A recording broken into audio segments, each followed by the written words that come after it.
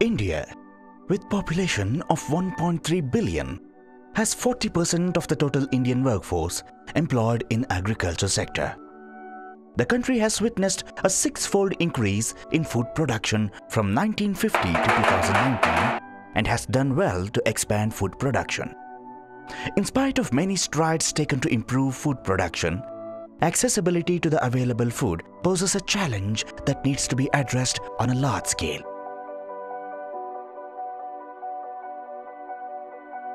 If I was to list out one single problem that is a pan-Indian problem which should receive highest public governance attention as also civil society attention, it is malnutrition.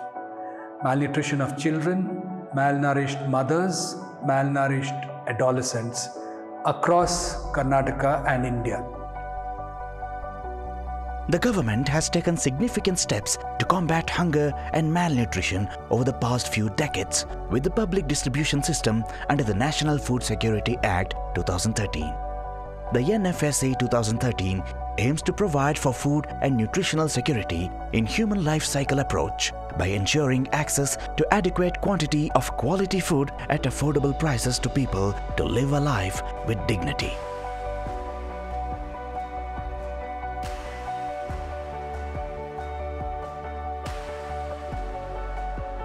You know, the PDS program, I don't know if many people know, it's been around since 1960. So we're talking about almost a project which is more than 50 years, right? And this is globally recognized as one of the largest public distribution projects which distributes food to millions of people on a regular basis, day after day, month after month, year after year. So we have achieved as a country, and these are done by states, a significant shift in the way we actually distribute public food.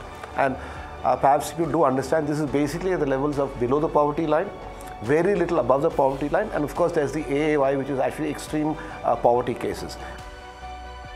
In the PDS, government procures food grains from farmers through the central and state agencies to distribute to the beneficiaries who are the vulnerable sections of society. While a number of studies have identified the role of the PDS and NFSA in improving food security of India, at least through the provision of calories, there are some concerns on the ground relating to issues of mistargeting, undercoverage, corruption and other concerns like ಕೆಲವು ಕಡೆ ನಾವು ಮೊನ್ನೆ ಇಡೀ ಬೆಳಗಿಂದ ಸಾಯಂಕಾಲ ತನಕ ಕೂತಿದ್ದೀವಿ, ನಮಗೇನು ಹೆಬ್ಬೆಟ್ ಏನು ಸಿಕ್ಕಿಲ್ಲ. ರಾಗಿನೂ ಕೊಡೋರು, ಗೋಧಿ ರಾಗಿ ಎಲ್ಲ ಅದು ಕೊಡಲ್ಲ. ತಮ್ಮ ಒಂದು ದಿವಸ ಕೊಡೋದು, ಒಂದು ದಿವಸ ತಮ್ಮ ತಗೊಳ್ಬೇಕು, ಇನ್ನೊಂದು ದಿವಸ ರೇಷನ್ ಅಂಗಡಿಗೆ ಹೋಗಬೇಕು, ಇನ್ನೊಂದು ದಿವಸ ಸೀಮೆಣ್ಣೆಗೆ ಹೋಗಬೇಕು. ಒಂದು 2-3 ದಿವಸ ಆಗ್ತೈತೆ ರೀ ಹಬ್ಬಟ್ಟೊತ್ತು, 4-5 ದಿವಸ ಆದಮೇಲೆ ಅವಾಗ ಚಾಲು ಮಾಡ್ತಾರೆ. ರೇಷನ್ ಏನೇನು ರೇಷನ್ ಮೂಟೆಯಲ್ಲಿ ಬರುತ್ತೆ, ಆ ಮೂಟೆಯಲ್ಲೇ ಕೊಡಬೇಕು. ರಾಶಿ ಹಾಕಿ ಕಾಲಾಗ ಒದ್ದು ತಿನ್ನ ಅನ್ನ ಅದು. ತಮ್ಮತ್ತು ಮನುಷ್ಯ ಏನು ಮಾಡ್ತಾನ್ರಿ, ತಮ್ಮತ್ರಿ ಅಂತಾನ್ರಿ, ಅವ 10 ರೂಪಾಯಿ ತಗೋತಾನ್ರಿ, ತಮ್ಮತ್ಲಾಕ್ರಿ 10 ರೂಪಾಯಿ ಅವ್ನು ಕೊಡ್ಬೇಕ್ರಿ. ಆ ನಂತರ ಸರ್ವರ್ ಬಂದಿಲ್ಲ ಅಂತೇಳಿ ಮತ್ತೆ ಕುಂದ್ರಬೇಕ್ರಿ. ಸರ್ವರ್ ಬಂತಪ್ಪ ಕಾಟ ಮಾಡೋ ಕೇಳ್ತಾನ್ರಿ, 50 ರೂಪಾಯಿ ತಾ ಅಂತಾನ್ರಿ. ಇಲ್ಲಿ ಒಂದು ದಿನಕ್ಕೋಸ್ಕರ ನಾವು 7 kg 8 kg ಅಕ್ಕಿಗೋಸ್ಕರ ನಾವು 3 ದಿನ ಸಂಬಳ ಬಿಟ್ಟು ಕೂತ್ಕೋಬೇಕು. ಒಂದು ಕಾರ್ಡ್ಗೆ 2 ಕಿಲೋ 3 ಕಿಲೋ ಕಟ್ ಮಾಡ್ಕೊಡ್ತಾರೆ. ಅವ್ರು ಕೇಳಿದ್ರೆ ಏನಾಗ್ತಾರೆ, ಅವರು ಒಂದು ಪ್ಯಾಕೆಟ್ಗೆ 50 kg ಇರಲ್ಲ, ಇದು ಗೌರ್ಮೆಂಟ್ ಕೊಡ್ತದೆ. 4-5 ಕಿಲೋ ಇರ್ತದೆ, 6 ಕಿಲೋ ಇರ್ತದೆ, ಅದು ಶಾರ್ಟೇಜ್ ತೆಗಿ. ಆದ್ರೆ ಕ್ಯೂ ನಿಂದ್ರಬೇಕ್ರಿ, ಪಾಳೆಗೆ ನಿಂದ್ರಬೇಕ್ರಿ. ಮತ್ತು ಒಬ್ರು ಕಿತ್ತಾಡ್ತಾರೆ ಜಗಳ ಸಂಬಂಧ, ಅಕ್ಕಿ ಸಂಬಂಧ. ಯಾಕಂದ್ರೆ ನಂದು ಫಸ್ಟ್ ನಿಂದು ಫಸ್ಟ್ ಅದಕ್ಕೆ ಪಾಳೆ ಮೇಲೆ ಜಗಳ ಆಡ್ತಾಳ್ರಿ, ಅದು ಒಂದು ಸಮಸ್ಯೆ. The first thing we must understand, this is a government program. You know, the PDS is not run by any private, and I don't think there's a private entity in India or anywhere else in the world which can run a program of this size and this complexity, right? And the kind of depth and reach that it has, right? So let's dismiss this thing that this can be done by anybody else. It can only be done by the government because the government has the wherewithal, the depth and the reach. However, the government needs help. It needs help in monitoring. It needs in creating accountability. It needs help from communities, right? And the communities can play a very, very significant role, as we found out in our project. In 2014, PAC, that is Public Affairs Center, actually carried out a study on the public distribution system. They covered about 3,000 odd respondents, and what they found was, although the National Food Security Act in 2013 has mandated that there is a grievance redress system at different levels, including the one at the lowest level of the FEPRA shop, the Citizen Vigilance Committee, which is directly linked to the shop and the committee, was missing at a very large scale. And about 90% of the respondents, including for 50% of the FairPrice shop owners, didn't know who the vigilance committee members were, and most of the vigilance committee members themselves didn't know that they were a part of the system. ಈಗ ಸರ್ಕಾರ vigilance committee ಏನು ಮಾಡಿತ್ತು, ಅದು ಸರ್ಕಾರ ಏನೋ ಬಲ್ಕಾಗಿ ಒಂದು ಕಾರ್ಡಲ್ಲಿ 300 ಊರಿದೆ ಅಂತ 300ರಲ್ಲಿ ಎಲ್ಲೋ ಕಣ್ಮುಚ್ಕೊಂಡು ಒಂದು 3 ಕಾರ್ಡ್ ಎತ್ಕೊಂಡು ಇಂಥವ್ರನ್ನ ಆಯ್ಕೆ ಮಾಡೋ, ಅವರು ಹುಡುಗಿ ಆಗ್ಬೋದು ಅಥವಾ ವಿಧವೆ ಆಗ್ಬೋದು ಅಥವಾ ಅನಕ್ಷರಸ್ಥ ಆಗ್ಬೋದು, ಯಾರನ್ನೋ ಒಬ್ಬರನ್ನ ಬಲ್ಕಾಗಿ ಎತ್ಕೊಂಡು ಅವ್ರನ್ನ ಗುರುತಿಸಿತ್ತು. ಅವರಿಗೆ ಏನು ಮಾಹಿತಿನೇ ಗೊತ್ತಿರಲಿಲ್ಲ. ಸರಿ, ಯಾರಿದ್ದಾರೆ ವಿಜಿಲೆನ್ಸ್ ಕಮಿಟಿ, ಅವರು ಬದುಕಿದಾರ ಸತ್ತಿದಾರ ಅನ್ನೋದೇ ಸರ್ಕಾರಕ್ಕೆ ಗೊತ್ತಿಲ್ಲ. ಅಂದರೆ ತರಬೇತಿ ಏನು ಕೊಟ್ಟಿರಲಿಲ್ಲ, ನಾವೇ ಅವಾಗ ಹೋಗೋದು ಮಾಡೋದು ಮಾಡ್ತಾಯಿದ್ದು. ಇಲ್ಲ ರೀ ಸರ್, ಏನು ತರಬೇತಿ ಅದೆಲ್ಲ ಏನು ನಾವು ಅಟೆಂಡ್ ಮಾಡಿಲ್ಲ. ಅವ್ರಿಗೂ ಏನೂ ಗೊತ್ತಿಲ್ಲ. ಅನ್ಎಜುಕೇಟೆಡ್ ವಿಜಿಲೆಂಟ್ ಕಮಿಟಿಗೆ ಆಯ್ಕೆ ಮಾಡಿದ್ರು ಸರ್ ಗೌರ್ಮೆಂಟ್. ಅದೇನು ಪ್ರಯೋಜನಕ್ಕೆ ಬರಲ್ಲ. ಆಮೇಲೆ ಈ ಊರಲ್ಲಿ ಮದುವೆಯಾಗಿ ಹೊರಟೇ ಹೋಗಿದ್ದಾರೆ, ಅಂಥವ್ರನ್ನ ಸೆಲೆಕ್ಟ್ ಮಾಡಿದ್ದಾರೆ. ಈ ವಿಜಿಲೆನ್ಸ್ ಕಮಿಟಿ ನಿಷ್ಕ್ರಿಯ ಆಗಿರೋದ್ರಿಂದ ಈ ನಮ್ಮ ಏನು CMATS ಕಮಿಟಿಯವರು ತುಂಬ ಆಕ್ಟಿವ್ ಕೆಲಸ ಮಾಡ್ತಾ ಇದ್ದಾರೆ. ಈಗ ಇವ್ರನ್ನ ಒಂದು ಸರ್ಕಾರಕ್ಕೆ ಗಮನಕ್ಕೆ ನಾವು ತರ್ತಾ ಇದ್ದೀವಿ. ಇವ್ರನ್ನೇ ಯಾಕೆ ಮುಂದುವರಿಸ್ಕೋಬೇಕು? ಮಹಿಳಾ ಸ್ವಸಹಾಯ ಸಂಘದಲ್ಲಿ ಅಂದರೆ ಅವರು ತುಂಬ ಆರ್ಥಿಕತೆಯಲ್ಲಿ ಮುಂದುವರೆದಿರ್ತಾರೆ, ಮತ್ತು ಅವರಿಗೆ ತಿಳುವಳಿಕೆ ಇರುತ್ತೆ, ಏನು ಮಾಡಬೇಕು ಅಂತ ಇರುತ್ತೆ, ಉಳಿತಾಯ ಮಾಡೋ ಮನೋಭಾವನೆ ಇರುತ್ತೆ, ಮತ್ತು ಸಮಾಜಕ್ಕೆ ಸೇವೆ ಮಾಡಬೇಕು ಅನ್ನೋ ಭಾವನೆಯಿಂದ ಇರ್ತಾರೆ. ಅದಕ್ಕೆ ನಾವು ಮಹಿಳಾ ಸ್ವಸಹಾಯ ಸಂಘದವ್ರನ್ನ ಆಯ್ಕೆ ಮಾಡ್ಕೊಂಡು ಅವರಿಗೆ ತರಬೇತಿ ಕೊಟ್ಟಿದ್ದೀವಿ. The current project aims to identify a better standardized process where the citizen vigilance committee can be enhanced, empowered, and actually make the impact that it's supposed to be making. It's very interesting in terms of statistics because of the 3 models which we studied, one was based on the government model, one was based on like 2 men and 2 women elected from the community, and the third was based on 4 women elected from these 3 Shakti groups. We found that the model of the 3 Shakti groups, it really outperforms the government-based model when it comes to shifting the shops towards more compliance to the regulations and the rules. We found that women react very quickly to situations. When they find that someone in their household has been deprived of a certain entitlement, they come forward and ask for redress. So it's better that we involve them in the whole service delivery value chain, ensure that they know what they are entitled to. By the end of the 3-year project period, PAC identified 2 things. First, a model citizen monitoring group composition which would show the best improvement in the performance of their FairPrice shops. Second, a standard process that would truly support the model identified in terms of understanding issues of supply chain, enabling a multi-stakeholder approach.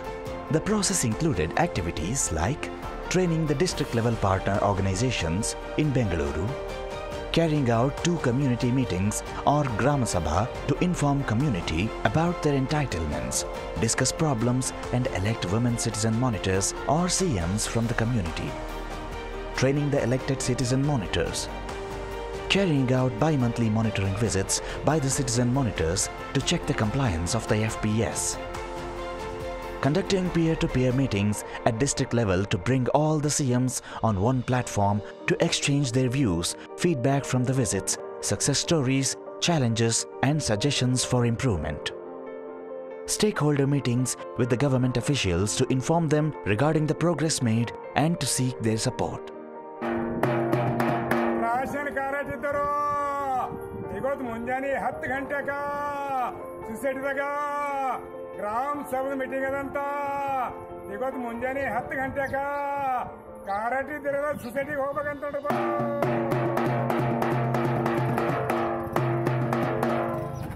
अभी किसी का thumb नहीं आ रहा था madam, तो उनको बोले किसी का भी अब थंब नहीं आ रहा तो आप लगा दीजिए सर, गवर्नमेंट रूल्स है, आप लगा के आप वो लोगों को दीजिए, गरीब लोग है वो ये दिए तो खा के जी सकते बोल के बोले. ರಾಷನ್ ಅಂಗಡಿಯಲ್ಲಿ ಟೈಮಿನ ಪ್ರಕಾರ ಹಿಂಗೆ ಬೋರ್ಡ್ ಹಾಕ್ಸಿದ್ದೇವೆ ರೀ, ಬೋರ್ಡ್ ಹಾಕ್ಸಿ ಈ ಟೈಮಿಗೆ ಬಂದು ಈ ಟೈಮಿಗೆ ತಮ್ಮ ಒಪ್ಕೊಂಡು ರಾಷನ್ ಹೋಗ್ಬೇಕಂತ ಹೇಳಿದ್ದಾರೆ ಸರ್. ಗ್ರಾಮ ಸಭೆ ಮಾಡೋದ್ರಿಂದ ಸಾರ್ವಜನಿಕರಿಗೆ ಒಂದು ಸಮಸ್ಯೆ ಏನು ಎಂಬುದು ಬಹಿರಂಗವಾಗಿ ಅವ್ರಿಗೆ ಕಂಡು ಬರಲತ್ತವ್ರಿ.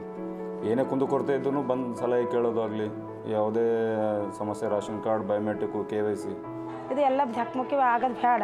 ಇನ್ನು ಲೇಡೀಸ್ಗೆ ಒಂದು ಕಡೆ ಮಾಡಿರಿ, ಜೆಂಟ್ಸ್ಗೆ ಒಂದು ಕಡೆ ಮಾಡಿರಿ ಅಂದ್ರೆ ಈ ಕಡೆ ಲೇಡೀಸ್ ಮಾಡಿದ್ರೆ ಕಡೆ ಜೆಂಟ್ಸ್ ಮಾಡಿದ್ರು ನೋಡ್ರಿ. ಅವಾಗ 90% ಐತಿ, ಈಗ 98% ಬಯೋಮೆಟ್ರಿಕ್ ಮಾಡ್ಕೊಂಡು ರೇಷನ್ ಡಿಸ್ಟ್ರಿಬ್ಯೂಟ್ ಆಗ್ಲತ್ತದ. ಅದು ಗ್ರಾಮ ಸಭೆ ಮಾಡೋದ್ರಿಂದ ನಾವು ಮೊದಲು ಬಯೋಮೆಟ್ರಿಕ್ ಮಾಡೋಕೆ ಒಂದೇ ಸಿಸ್ಟಮ್ ಇತ್ತು, ಈಗ 3 ಮಾಡೀವಿ. 3 ಮಾಡಿ ಒಂದು ಜೆಂಟ್ಸ್ ಆಚೆಗೆ ಲೇಡೀಸ್ ಈಚೆಗೆ ಅಂತ ಒಂದು ಲೈನಿಂಗ್ ಇದು ಮಾಡಿದ್ದೀವಿ. ಅಲ್ಲಿ ತಮ್ಮ ಹಚ್ಚಿ ಈ ಕಡೆ ರೇಷನ್ ಕೊಟ್ಟು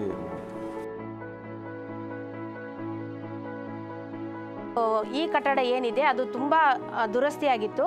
ಇಲಿ ಹೆಗ್ಗಣಗಳ ಕಾಟ ತುಂಬ ವಿಪರೀತವಾಗಿತ್ತು. ಹಾಗಾಗಿ ಅಲ್ಲಿ ಕೊಡೋಕ್ಕೆ ತುಂಬ ಕಷ್ಟ ಆಗ್ತಿತ್ತು ಮತ್ತು ರೇಷನ್ ತಗೊಳ್ಳೋಕ್ಕೂ ಕೂಡ ನಿಲ್ಲಕ್ಕೆ ಜಾಗ ಇರಲಿಲ್ಲ. ಕೊಡೋರಿಗೂ ಕೂಡ ತುಂಬ ಕಷ್ಟ ಆಗ್ತಾಯಿತ್ತು. ಕ್ಯೂ ಪಾಲಿಸಬೇಕು ಅಂತ ಹೇಳ್ತಾರೆ. ಕ್ಯೂ ನಿಲ್ಲಕ್ಕೂ ಜಾಗ ಇಲ್ಲ ಒಂದು. ಆಮೇಲೆ ಅದೇ ಒಂದು ಕಡೆ ಒಂದು ಸೈಡಿಗೆ ದನದ ಕೊಟ್ಟಿಗೆ ಒಂದೇ ಕಡೆ ಇದು ಇಡ್ತಿದ್ರು, ಕ್ಲೀನ್ ಇರಲಿಲ್ಲ. ಯಾವಾಗ ಟ್ರೈನಿಂಗ್ ಆಯಿತು ಆವಾಗ ನಾವು ಅಂದ್ಕೊಂಡ್ವಿ ಈ ಥರ ಎಲ್ಲ ನಾವು ಕೇಳ್ಬೋದು ಅಥವಾ ನಮಗೆ ಈ ಹಕ್ಕುಗಳಿದೆ ಅಂತೇಳಿ ಗೊತ್ತಾಗಿದ್ದೆ ನಮಗೆ ಈ ಟ್ರೈನಿಂಗ್ ಆದಮೇಲೆ. ನಮಗೆ ಈಗ ಯಾವಾಗ ಈ ನಮ್ಮ ಹಕ್ಕುಗಳ ಬಗ್ಗೆ ಗೊತ್ತಾಯಿತು ಅದಾದಮೇಲೆ ಜನರಿಗೆ ನಾವು ಅದನ್ನ ತಲುಪಿಸ್ತಿದ್ವಿ. ನೋಡಿ ಈ ಥರ ಎಲ್ಲ ನಾವು ಕೇಳ್ಬೋದು, ಅಧಿಕಾರ ಇದೆ ನಮಗೆ, ನಮ್ಮದು ಅದು ಕರ್ತವ್ಯ, ಅವ್ರದ್ದು ನಮಗೆ ಮಾಡಿಕೊಡ್ಬೇಕಾದದ್ದು ಅವ್ರ ಕರ್ತವ್ಯ ಅಂತ ನಾವು ಯಾವಾಗ ಜನಗಳಿಗೆ ಮುಟ್ಟಿಸಿದ್ವಿ ಆವಾಗ ಅವರು ನಮ್ಮ ಜೊತೆನೇ ಅವರು ಕೈ ಜೋಡಿಸಿ ಅವರು ಕೇಳಲಿಕ್ಕೆ ಶುರು ಮಾಡಿದರು. ನಮಗೆ ಕಟ್ಟಡ ಆಗಲೇಬೇಕು, ನೀವು ಏನಾದರೂ ಪರ್ಯಾಯ ವ್ಯವಸ್ಥೆ ಮಾಡಿಕೊಡಿ ಅಂತ ಕೇಳಲಿಕ್ಕೆ ಶುರು ಮಾಡಿದರು. ಆವಾಗ ಅವರು ಅದಕ್ಕೆ ಸ್ಪಂದಿಸಿ ಸ್ಕೂಲಲ್ಲಿ ಕೇಳಿ ಒಂದು ಕಟ್ಟಡನ ಮಾಡಿಕೊಟ್ರು. ಆವಾಗ ನಾವೇ ಒಂದು ಸಜೆಷನ್ ಕೊಟ್ವಿ, ಅಲ್ಲಿ ಪಕ್ಕದಲ್ಲೇ ಒಂದು ಕಟ್ಟಡ ಇದೆ, ಅದನ್ನು ನೀವು ರಿಪೇರಿ ಮಾಡಿ ಕೊಟ್ಟರೆ ಅಷ್ಟೊಂದು ದುಡ್ಡು ಬರಲ್ಲ, ನಿಮ್ಮಲ್ಲಿ ಎಷ್ಟು ಅಮೌಂಟ್ ಇದೆ ಅಷ್ಟನ್ನು ಸರಿ ಮಾಡ್ಬೋದು ಅಂತ. ಆಮೇಲೆ ಅವರು ಗ್ರಾಮ ಪಂಚಾಯಿತಿ ಮೆಂಬರ್ಗಳೆಲ್ಲ ಮತ್ತು ಅಧ್ಯಕ್ಷರೆಲ್ಲ ಸೇರಿ ಒಂದು ಮೀಟಿಂಗ್ ಕರೆದ್ರು. ಆಮೇಲೆ ಅವರು ಅದ್ರ ಬಗ್ಗೆ ಚರ್ಚೆ ಮಾಡಿ 1 ಲಕ್ಷ ರೂಪಾಯಿಯಷ್ಟು ತೆಗೆದಿಟ್ಬಿಟ್ಟು ಅದನ್ನು ಮಾಡಿದ್ದಾರೆ. ಈಗ ಉಚಿತ ಹಕ್ಕಿ ಆದ್ರೂ 20 ರೂಪಾಯಿ ಸರ್ವಿಸ್ ಚಾರ್ಜ್ ಅಂತ ತಗೊಳ್ತಾ ಇದ್ದಾರೆ. ಅದು ತಗೊಳ್ಲಿಕ್ಕಿಲ್ಲ ಅನ್ನೋದು ನಿಯಮ ಇರೋದು. ಇಲ್ಲಿ ಇರೋರು ಎಷ್ಟು ಜನ 20 ರೂಪಾಯಿ ಕೊಟ್ಟಿದ್ದೀವಿ?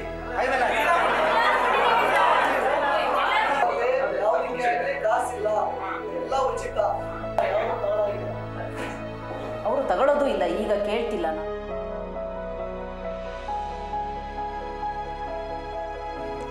ಇಲಾಖೆಯಲ್ಲಿ ಇರುವ ಸೇವೆಗಳನ್ನು ಜನರಿಗೆ ಮುಟ್ಟಿಸುವಂಥ ಪ್ರಯತ್ನದಲ್ಲಿ ಇಲಾಖೆ ಜೊತೆಗೇ ನಾವು ಸೇರಬೇಕು, ಇಲಾಖೆ ಜೊತೆಗೇ ನಾವು ಕೆಲಸ ಮಾಡಬೇಕು. ಮಾಡ್ತಾ ಇಲಾಖೆಯಲ್ಲಿ ಏನೇನು ವಿಷಯಗಳು ನಾವು ಇನ್ನೂ ಉತ್ತಮಗೊಳಿಸಬೇಕನ್ನೋದನ್ನು ನಾವೇ ಹುಡುಕಬೇಕಾಗುತ್ತೆ. ಅದ್ರ ಜೊತೆಗೆ ಸೂಕ್ತ ಸಲಹೆಗಳನ್ನು ಮತ್ತು ಅದರನ್ನು ಅಧಿಕಾರಿಗಳ ಗಮನಕ್ಕೆ ತಂದು ಅದನ್ನು ಪರಿಹರಿಸುವಂಥ ಕ್ರಿಯೆಯಲ್ಲಿ ನಾವು ಕಳೆದ 18 ತಿಂಗಳಲ್ಲಿ ಭಾಗವಹಿಸಲಿಕ್ಕೆ ಸಾಧ್ಯ ಆಗಿದೆ. ನಮ್ಮ ಊರಾಗ ನ್ಯಾಯಬೆಲೆ ಅಂಗಡಿ ಮಾಡಿದ್ರು ಸಹ ಭಾಳ ಕೊಂದು ಕೊರತೆಗಳಿತ್ತು. ಸರಿಯಾಗಿ ರೇಷನ್ ನಮಗೆ ದೊರಕ್ತಾ ಇರಲಿಲ್ಲ. ಆಮೇಲೆ ಅಸಿಸ್ಟೆಂಟ್ ಮ್ಯಾನೇಜರ್ಗಳೆಲ್ಲ ಬಂದು ನಮ್ಮನ್ನು ಮೆಂಬರ್ ಮಾಡಿದ್ರು ಸಹ. ಬಂದಮೇಲೆ ನಾವೆಲ್ಲ ಗ್ರಾಮಸ್ಥರಿಗೆ ಹೇಳಿ ಒಂದು ಸುಧಾರಣೆ ತಗೊಂಡು ಅದನ್ನು ಸರಿಪಡಿಸೋ ಜವಾಬ್ದಾರಿ ತಗೊಂಡ್ವಿ ಸಹ. ಫಸ್ಟಿಗೆಲ್ಲ ಜಾಸ್ತಿ ದುಡ್ಡು ತಗೊಂತಿದ್ರು ಸಹ, ರೇಷನ್ನು ಕಡಿಮೆ ಕೊಡ್ತಿದ್ರು. ಈಗ ನಮ್ಮನ್ನೆಲ್ಲ ಮೆಂಬರ್ಗಳು ಮಾಡಿಂದೆ ಕರೆಕ್ಟಾಗಿ ದುಡ್ಡು ತಗೊಂತಾರೆ, ಕರೆಕ್ಟಾಗಿ ರೇಷನ್ ಕೊಡ್ತಾ ಇದ್ದಾರೆ, ಯಾವ ತೊಂದರೆನೂ ಇಲ್ಲ. ಇವಾಗ ನಾವೇನು ಮಾಡಿದ್ವಿ, 2-3 ತಿಂಗಳು ನಾವೇ ತರಿಸಿದ್ವಿ ಸಹ. ನಾವೇ ಆಫೀಸಿಗೆ ಹೋಗಿ ನಾವೇ ರೇಷನ್ ಏರ್ಕೊಂಬಂದು ನಾವೇ ಹಂಚಿದ್ವಿ ಸಹ. ಒಂದು 2 ತಿಂಗಳು ಸಾಲ್ಟೇಜ್ ಬಂತು. ಫುಡ್ ಆಫೀಸಿಗೆ ಕಂಪ್ಲೇಂಟ್ ಮಾಡಿದ್ವಿ, ನಾವು ಈ ಥರ ಸಾಲ್ಟೇಜ್ ಬರ್ತೈತಿ ಅಂತ. ಅವ್ರೇನು ಹೇಳಿದರು, ತೂಕದಾಗ ಆ ಥರ ಬರ್ತತಮ್ಮ, ನೀವೇ ಸರಿ ಮಾಡ್ಕೋಬೇಕು ಅಂತ ಹೇಳಿದರು. ಅಲ್ಲಿಗೆ ಒಂದು ಅರ್ಧ kg ಅಕ್ಕಿ ಕಮ್ಮಿ ಮಾಡ್ಕೊಂಡು ರೇಷನ್ ಹಂಚಿ ಸರಿಪಡಿಸ್ಕೊಂಡ್ವಿ ಸರ್. ಈಗ ಚೆನ್ನಾಗಿ ನಡೀತೆ ಸರ್, ಈಗ ಯಾವ ತೊಂದರೆನೂ ಇಲ್ಲ ಸರ್. 2 ದಿವಸ ಅಷ್ಟೇ ತೆಗಿತಾ ಇದ್ದೀವಿ ನಮ್ಮೂರಲ್ಲಿ. ನಾವು ಹೇಳಿದ್ವಿ 2 ದಿವಸಕ್ಕೆ ಆಗಲ್ಲಪ್ಪ, ಇರೋದು ರಜಾ ತಿಂಗಳು ಫುಲ್ಲು ತೆಗಿಬೇಕು, ತೆಗಿಯೋದಕ್ಕಾಗಲ್ಲ, ಮಂಗಳವಾರ ಮಾತ್ರ ರಜಾ ಇರೋದು ಅಂತ ಹೇಳಿದ್ರು ಅವರು. ನಾವು ಹೇಳ್ಕೊಂಡ್ವಿ, ನಾನು ತಿಂಗಳು ಫುಲ್ಲು ತೆಗೀರಿ ಅಂದಿತ್ತು, ಅವ್ರು ತೆಗಿಯೋಕ್ಕಾಗಲ್ಲ ಅಂತಿದ್ರು. 4 ದಿನ ಮಾತ್ರ ತೆಗಿತೀವಿ ಅಂತ ಹೇಳಿದ್ರು. ನಾವು 4 ದಿವಸ 1 ವಾರ ಆದರೂ ಕೊಡ್ರಿ ಅಂತ ಕೇಳಿದ್ದೀವಿ, ಕೊಡೋದಕ್ಕೆ ಒಪ್ಕೊಂಡಿದ್ದಾರೆ. ಇವಾಗ ಅಕ್ಕಿ ರಾಗಿ ಅದೆಲ್ಲ ಟಾರ್ಪಲ್ ಹಾಕ್ಕೊಂಡು ನೀಟಾಗಿ ಕೊಡ್ತಾ ಇದ್ದಾರೆ. The awareness that we gave to these 4 people was enormous, and people found these 4 people very helpful to relate with them, because they were of the local people. Because villages do not have internet facility, villages are not aware of the thumb, or they do not know that server system, what is server, this they do not know. They only know when they come they need to be given ration. ನಾವು CM ಆದ್ಮೇಲೆ ತಂಬಿಂದ problem solve ಆಗೈತಿ. ಕಟ್ಟಿದ್ದಾರೆ, board ಹಾಕಿದ್ದಾರೆ, ಮತ್ತು ತಕ್ಕಡಿ ತಂದಿಟ್ಟಿದ್ದಾರೆ. ಮುಂಚೆ ration ಕೋಲಿ ಮುಂದ್ಗಡೆ ಕಟ್ಟಿ ಸರಿಯಾಗಿ ಇರಲಿಲ್ಲ ರೀ, ಈಗ ಅದನ್ನು ಕಟ್ಟಿಸ್ಯಾರ್ರಿ. ಈಗ ಕಟ್ಟಿಸಿ ಸುಧಾರಣೆ ಮಾಡ್ಯಾರ. ಸರ್ಕಾರದ ನಿಯಮಗಳು ಇಲ್ಲಿವೆ, ಅದನ್ನು ಈ ಕಡೆ ಫಲಾನುಭವಿಗೆ ಮುಟ್ಟಬೇಕು. ಮಧ್ಯದಲ್ಲಿ ನೀವು ಈ ಕೆಲಸ ಮಾಡಬೇಕು ಅಂತ. ಹೆಂಗೆ ನಾವು ಪ್ಯಾಕ್ ಅಲ್ಲಿದೆ, ಇಲ್ಲಿ CMಗಳಿದ್ದಾರೆ, ಮಧ್ಯದಲ್ಲಿ ನಾವು ಹೆಂಗೆ ಮಾಡ್ತೀವೋ ಹಾಗೆ ಇಲ್ಲಿ ನಾವಿದ್ದೀವಿ, ಅಲ್ಲಿ ಫಲಾನುಭವಿಗಳಿದ್ದಾರೆ, ನೀವು ಎರಡರ ಮಧ್ಯೆ ಕೆಲಸ ನೀವು ಮಾಡಬೇಕು ಅಂತ ಅವರಿಗೆ. ನಾವು ನಮ್ಮ ಹಕ್ಕನ್ನು ನಾವು ಪಡೀಬೇಕು. ಆ ಹಕ್ಕು ಪಡೆಯೋ ವಿಧಾನ ಸಾತ್ವಿಕ ಶಕ್ತಿಯಿಂದ ಒಳ್ಳೆಯದು. ನಮ್ಮದು ಅಂತ ಹಿಂಗೆ ಹೋಗೋದು ಬೇಡ. ಇಷ್ಟೆಲ್ಲ ಇದ್ದರೂ ಕೂಡ ಪಾಲಿಸಿಗೂ ಪ್ರಾಕ್ಟೀಸ್ಗೂ ಡಿಫ್ರೆನ್ಸ್ ಇತ್ತು. ಹಂಗೆ ಇದು ನೆಲದ ಮೇಲೆ ಸುರಿದು ತೂಕ ಹಾಕ್ತಾಯಿದ್ರು. ಯಾವಾಗ ಹಿಂಗೆಲ್ಲ ಕೇಳಿದ್ರು ಫಸ್ಟ್ ರೌಂಡು, ಆಮೇಲೆ ಟಾರ್ಪಾಲ ಹಾಕಿಬಿಟ್ಟು ಅದು ಬದಲಾವಣೆ. ಮತ್ತು ದೂರಪೆಟ್ಟಿಗೆ ಹಾಕಿದ್ದು, ಅದು ಏನಾಗುತ್ತೆ ದೂರಪೆಟ್ಟಿಗೆ ಅಂದರೆ ಇಮ್ಮಿಡಿಯೇಟ್ ಏನೋ ಬದಲಾವಣೆ ಆಗುತ್ತಂತಲ್ಲ, ಮೆಸೇಜ್ ಹೋಗುತ್ತೆ ಕಮ್ಯುನಿಟಿಗೆ. ಓಹೋ, ನಮ್ಮ ಸಮಸ್ಯೆಗಳಿದ್ದರೆ ಚೀಟಿ ಬರೆದು ಅದರಲ್ಲಿ ಹಾಕ್ಬೋದು. 10 ರೂಪಾಯಿ ಎಲ್ಲರೂ ಕೊಡ್ತಿದ್ದರು ಬದಲು. ಈಗೇನೈತಿ ನಾವು ಬಂದು ಹೇಳೋಣ ಒಂದು ಅರ್ಧ ಮಂದಿ ಬಿಟ್ಟಾರ್ರಿ, ಇನ್ನೂ ಅರ್ಧ ಮಂದಿ ಕೊಡಾಕತ್ತಾರ್ರಿ. ಅದನ್ನು ಈಗ ಬರೋ ದಿನದಾಗ ಸಂಪೂರ್ಣವಾಗಿ ರದ್ದುಗೊಳಿಸ್ತೀವಿ. ಅದನ್ನು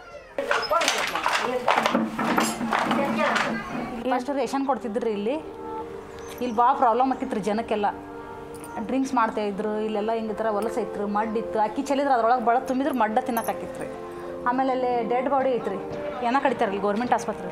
ಇಲ್ಲಿ ತಂದು ಕೊಡ್ತಿದ್ವಿ ರೀ, ಇಲ್ಲಿಂದ ಇಲ್ಲಿ ರೇಷನ್ ಕೊಡ್ತಿದ್ರಿ. ಅದನ್ನು ಒತ್ಕೋಬೇಕಾದ್ರೆ ತಳ ಬಿದ್ರೆ ಮುಗಿತ್ರಿ, ಅಲ್ಲಿಗೆ ನಮ್ಮ ಶಾಂತಿ ಕತ್ತಿ ಅಲ್ಲಿಗೆ ಮುಗಿತ್ರಿ. ನಮ್ದು ಅಷ್ಟೇ ಅಲ್ರಿ, ಎಲ್ಲರ ಬರೋರು ರೇಷನ್ ಅಂಗಡಿ ಬರೋದಿಲ್ಲ.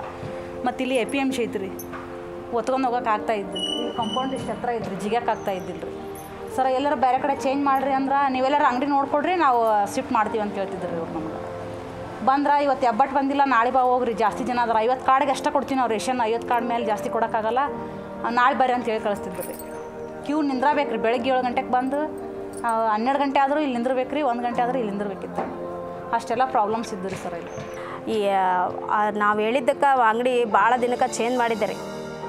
ಅಲ್ಲಿ ಇವಾಗ ಚೆನ್ನಾಗೇ ಕೊಡ್ತಾರೆ ರೀ. ಮತ್ತು ಅವಾಗೆಲ್ಲ ಹೋಗಿ ಹೇಳ್ತಿದ್ರೆ ಕೇಳ್ತಿದ್ದಿಲ್ಲ ರೀ ಅವರು. ನಾವು ಹೋಗಿ ರೆಸ್ಪಾನ್ಸ್ ಮಾಡ್ತಿದ್ದಿಲ್ಲ ರೀ. ಆದ್ರೂ ಮತ್ತೆ ನಾವೆಲ್ಲ ಕುಡಿನೇ ಹುಡಿ ಕೊಟ್ಟಿವ್ರಿ ಅದು ಅಂಗಡಿ. ಸತ್ಯ ಹೇಳ್ಬೇಕಂದ್ರೆ CM ಆಗಿ ಆಯ್ಕೆ ಆಗಿಂದ ಫುಲ್ ಚೇಂಜ್ ಆಗೈತೆ. ಅವಾಗ ವ್ಯತ್ಯಾಸ ಏನಂದ್ರೆ ಈಗ ಸ್ವಲ್ಪ ಅವಾಗ ಇವಾಗ ತಾಡ್ಪಲ್ ಗಿಡ್ಪಲ್ ಆಸ್ತಿದ್ದಿಲ್ಲ, ಸ್ವಲ್ಪ ದೂರ ಪೆಟ್ಟಿಗೆ ಇದ್ದಿದ್ದಿಲ್ಲ ಇಂಥವೆಲ್ಲ. ಮತ್ತು ನೀವು ಬಂದಾಗ ನಮಗೂ ದೊಡ್ಡ ಒಳ್ಳೇದಾಗಿಬಿಟ್ಟಿದೆ.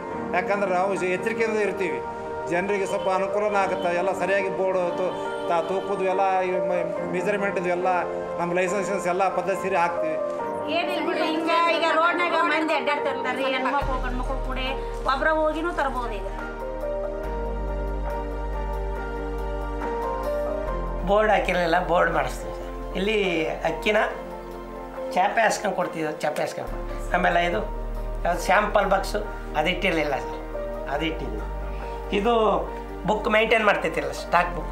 ಇದು ಬತ್ತೆ ಲ್ಯಾಪ್ಟಾಪ್ ಬತ್ತಲ್ಲ ಸರ್, ಅದರಿಂದ ನಾವು ಸ್ಟಾಕ್ ಮೇಂಟೈನ್ ಮಾಡ್ತಿದ್ದಿಲ್ಲ ಸರ್. ಈಗ ಅದು ಮಾಡ್ತೀವಿ, ನಾವೇ ತಗೋತಿದ್ದೇವೆ ಮೇಡಮ್. 50 ರೂಪಾಯಿ PVS ಆಗೋಕ್ಕೂ ಫಸ್ಟು 40 ರೂಪಾಯಿ ತಗೋತಿದ್ವಿ ಸರ್. ಆ ಲ್ಯಾಪ್ಟಾಪು ನನಗೆ ಅದು ಕಲಿಯೋವರೆಗೆ ನಮಗೆ ಗೊತ್ತಿರಲಿಲ್ಲ ಸರ್. ಅವನಿಗೆ ಒಂದು ದಿನಕ್ಕೆ 1,000 ರೂಪಾಯಿ ಕೊಡಬೇಕಾಯ್ತು ಸರ್. ಮೊದಲು ನಮಗೆ ಅದು ರುಪೀಸ್ದು ಗೊತ್ತೇ ಇರಲಿಲ್ಲ, ಇಷ್ಟು ರೂಪಾಯಿ ಕೊಡಬೇಕು ಅನ್ನೋದು ಗೊತ್ತಿರಲಿಲ್ಲ. 50 ರೂಪಾಯಿನೇ ಕೊಡ್ತಾಯಿದ್ರು ಸರ್. ಅದರಲ್ಲಿ ಈಗ ಒಂದು 12 ರೂಪಾಯಿ ಸೇವ್ ಆಗಿದೆ ಅಂದರೆ ಈಗ ಎಷ್ಟು 328 ಕಾರ್ಡಲ್ಲಿ ಅದೆಲ್ಲ ಉಳಿತಾಯ ಈಗ ಇದಾಗಿದೆ. ಮತ್ತು ಅದಕ್ಕೆ ಅವ್ರು ಸ್ಪಂದಿಸಿದ್ದಾರೆ, ಹಂಗೆಲ್ಲ ಪ್ರತಿಯೊಂದು ರೂಲ್ಗೂ ಅವರು ಒಪ್ಕೊಂಡೆಲ್ಲ ನಡೆಸ್ಕೊಂಡು ಹೋಗ್ತಾ ಇದ್ದಾರೆ. ಇಲ್ಲ ತಗೊಳ್ಬೇಡಿ ಅಂತಂದರೆ ಅಥವಾ ಸ್ಟಾಪ್ ಮಾಡಿ. ಮತ್ತು ತೂಕ ಮಾಡೋದ್ರಲ್ಲಿ ಅದು ಬಕೆಟ್ ಒಂದು ಅರ್ಧದಿಂದ 3/4 kg ತೂಕ ಬರುತ್ತೆ. ಪ್ರತಿಯೊಬ್ಬರಿಗೂ ಹಂಗೆ ಕೊಟ್ಕೊಂಡು ಹೋದಾಗ ಅದರಲ್ಲಿ ಸುಮಾರು ಅಕ್ಕಿ ಲಾಸ್ ಆಗುತ್ತೆ, ಜನಕ್ಕೆ ಸರಿಯಾಗಿ ತಲುಪಲ್ಲ. ಅದನ್ನು ಬೇಡ, ಇವಾಗ ಚೀಲದಲ್ಲಿ ಅವ್ರು ಏನು ಚೀಲ ತೊಗೊಂಬರ್ತಾರೆ ಆ ಚೀಲದಲ್ಲಿ ಅಕ್ಕಿನ ಕೊಡಿ ಅನ್ನೋದು ರೀತಿಯಲ್ಲಿ ಅದನ್ನೊಂದು ಚೇಂಜಸ್ ಆಗಿದೆ. ಡಿಸೆಂಬರ್ 18ನೇ ತಾರೀಕಲ್ಲಿ ಫಸ್ಟ್ ಓಪನ್ ಮೀಟಿಂಗ್ ಇಟ್ಟಿದ್ರು ಅಲ್ಲಿ ಸ್ಕೂಲಲ್ಲಿ. ಅವತ್ತು ನಾವೆಲ್ಲ ಆಯ್ಕೆ ಆಗಿದ್ದು. ಅವತ್ತಿಂದ ಇಲ್ಲಿ ತನಕ 2 ತಿಂಗಳಿಗೊಂದು ಸಲ ಮೀಟಿಂಗ್ ಇಡ್ತಾರೆ ಚಾವಡಿಯಲ್ಲಿ, ನ್ಯಾಯಬೆಲೆಯಲ್ಲಿ. ಅವಾಗಿಂದನೂ ಎಲ್ಲ ಚೆನ್ನಾಗಿ ನಡೀತಾ ಇದೆ ಸರ್. ನಮ್ಗೆ ಒಳ್ಳೆ ಸಪೋರ್ಟ್ ಸಿಕ್ಕಿದೆ, ಜನಕ್ಕೂ ಇದು ತಲುಪಿದೆ. ಆದರೆ ಸರ್ಕಾರದಲ್ಲಿ ಭಾಳಷ್ಟು ಕಾರ್ಯಕ್ರಮಗಳಲ್ಲಿ ಅವೇರ್ನೆಸ್ ಮಾಡಬೇಕಂತೆಲ್ಲ ಇದ್ದಾವೆ, ಆದರೆ ಅವ್ರು ಮಾಡಿಲ್ಲ. ಬಟ್ ಪ್ಯಾಕ್ ಮಾಡಿರುವಂಥ ಸಣ್ಣ ಪ್ರಯತ್ನ ಒಂದು ಇಡೀ ನ್ಯಾಯಬೆಲೆ ಅಂಗಡಿಗಳಲ್ಲಿ ಒಂದು ಬದಲಾವಣೆ, ಒಂದು ಗಾಳಿ ಬೀಸಿರುವಂಥದ್ದು. ಮತ್ತು ಜನ ಒಂದು ಗ್ರಾಮ ಸಭೆಗೆ ಬೇರೆ ಬೇರೆ ಗ್ರಾಮ ಸಭೆಗಳಿಗೆ ಬರೋದೇ ಕಷ್ಟ ಆಗ್ತಾ ಇದೆ. ಬಟ್ ಇವತ್ತು ನ್ಯಾಯಬೆಲೆ ಅಂಗಡಿಯ ಒಂದು ಗ್ರಾಮ ಸಭೆ ನಡೀತಂದರೆ 100, 150, 200, 300 ಜನ ಬಂದು ತಮ್ಮ ಅಹವಾಲುಗಳನ್ನು ಹೇಳ್ಕೊಳ್ಳುವಂಥದ್ದು ನೋಡಿದರೆ ಖಂಡಿತ ಒಂದು ಬದಲಾವಣೆ ಅಂತ ಅನಿಸುತ್ತೆ. It directly impacted about 720 citizen monitors throughout all the 30 districts of Karnataka in our 3-year project. Secondly, we've reached out, indirectly impacted and given awareness in terms of rights and entitlements about the food basket, etc. to all about 1 lakh beneficiaries. ಎಲ್ಲ ಊರಾಗೂ ಆಗ್ಬೇಕ್ರಿ ಇದೇ ಥರ, ಎಲ್ಲ ಊರಾಗ ಪ್ರತಿಯೊಂದು ಊರಾಗ ಆಗಬೇಕ್ರಿ. Ration ಕೊಡೋರಿಗೆ ಭಯ ಹುಟ್ಟಬೇಕ್ರಿ. ಈಗ ಇದರಲ್ಲಿ ಒಂದು ಕೆಲಸ ಮಾಡೋಕ್ಕೆ ಶುರು ಮಾಡಿದಾಗಿಂದ ಗುರುತಿಸ್ತಾರೆ, ಪರವಾಗಿಲ್ಲ ಇವರು ಇದನ್ನೊಂದು ಜವಾಬ್ದಾರಿ ತಗೊಂಡು. ಮತ್ತು ನಾವು ಇದರಲ್ಲಿ ಏನೂ ಒಂದು ಸಂಬಳ ಆಗಲಿ ಇವ್ರ ಕಡೆಯಿಂದ ಸಂಸ್ಥೆಯಿಂದ ಏನೂ ನಾವು ತಗೊಳ್ದೆಲೆ ಅವ್ರು ಎಲ್ಲೇ ಮೀಟಿಂಗ್ಗಳಿಗೆ ಇಡಲಿ ಎಲ್ಲೇ ಕರೀಲಿ ನಾವು ಹೋಗಿ ಅಟೆಂಡ್ ಮಾಡಿದ್ದೀವಿ. अब हम क्या कर रहे हैं, क्या नहीं, ऊपर वाले को तो मालूम रहते ना. पैसे ले वो करने वाले बहुत जने रहते सर, फ्री काम करने वाले कोई भी नहीं रहता, तो हम फ्री कर को देखेंगे. ಏನು ಉಚಿತ ಸಹಾಯವಾಣಿ ಇದೆಯಲ್ಲ 1967 ಭಾಳಷ್ಟು ಜನರಿಗೆ ಗೊತ್ತಿರಲಿಲ್ಲ. ಈವನ್ ನನಗೂ ಕೂಡ ಗೊತ್ತಿರಲಿಲ್ಲ, ಬೇರೆಯವರಿಗೆ ನನಗೂ ಕೂಡ ಗೊತ್ತಿರಲಿಲ್ಲ. ಈ ಯೋಜನೆಯಿಂದನೇ ನಾವು ಸಾಕಷ್ಟು ಈ PDS ಬಗ್ಗೆ ತಿಳ್ಕೊಳ್ಳಿಕ್ಕೆ ಭಾಳಷ್ಟು ಅಂಶಗಳು ನಾವು ತಿಳ್ಕೊಳ್ಳಿಕ್ಕೆ ಸಾಧ್ಯತೆ ಇತ್ತು. ಇವಾಗ ನಮ್ಗೆ ಮಾಹಿತಿ ಇದ್ದಿದ್ದಿಲ್ಲ ಮುಂಚೆ. ಈಗ ನಾವೆಲ್ಲ ತರಬೇತಿ ತೊಗೊಂಡಿಂದ ಮತ್ತು ಈಗ 6 ತಿಂಗಳೊಳಗೇ ನಾವು ಇಷ್ಟು ನ್ಯಾಯಬೆಲೆ ಅಂಗಡಿಯನ್ನು ಚೇಂಜಸ್ ಮಾಡಿವಿ ಅಂತಂದರೆ ನಾವು ಅದನ್ನು ಮುಂದುವರ್ಸ್ಕೊಂತ ಹೋದ್ರೆ ನಾವು ಇನ್ನೂ ಚೇಂಜಸ್ ಮಾಡಬಹುದು ಅನ್ನೋ ಕಾನ್ಫಿಡೆಂಟ್ ಐತಿ ಮೇಡಮ್. ಸೊ ಇಲ್ಲಿ ಆ್ಯಕ್ಷನ್ ರಿಸರ್ಚಲ್ಲಿ PDS ಪ್ರಾಜೆಕ್ಟಲ್ಲಿ ಒಂದು ಡಿಸೈನ್, ಪ್ರೋಗ್ರಾಮ್ ಡಿಸೈನ್ ಏನಿದೆ ಅದು ಕಮ್ಯುನಿಟಿ ಪಾರ್ಟಿಸಿಪೇಷನ್ ಮತ್ತು ಕಮ್ಯುನಿಟಿ ಲೀಡರ್ಶಿಪ್ಪನ್ನು ಇಟ್ಕೊಂಡಂಥ ಒಂದು ಡಿಸೈನ್ ಇದೆ. ಅಲ್ಲಿ ಒಂದು ಲೀಡರ್ಸ್ ಹುಟ್ಟಾಕಿದ್ದೀವಿ, ಅವರು ಮುನ್ನಡೆಸ್ಕೊಳ್ಳುವಂಥ ಒಂದು ಶಕ್ತಿ ಕೊಟ್ಟಿದ್ದೀವಿ ಅನ್ನೋಂಥದ್ದು ನಮಗೆ ತುಂಬ ಬೇಕಾಗಿತ್ತು. ಅದನ್ನು ನಾವು ಮಾಡಿದ್ದೀವಿ. ಮಹಿಳೆಯರು ಎಲ್ಲರೂ ನಾವು ಮನ್ಯಾಗ ಕುಂತ್ರೆ ಯಾವ ಕೆಲಸನೂ ಆಗಲ್ಲ ರೀ. ಎದ್ದು ನಿಂದಿರ್ಬೇಕು, ಎದ್ದು ನಿಂತು ಬಂದಿದ್ದೆಲ್ಲ ಎದುರಿಸ್ಬೇಕು. This theory of change rests on restoring a sense of hope and aspiration in the community, thereby restoring to them the locus of control, the ability to determine their own destiny rather than depending on an outside agency, whether government or non-government.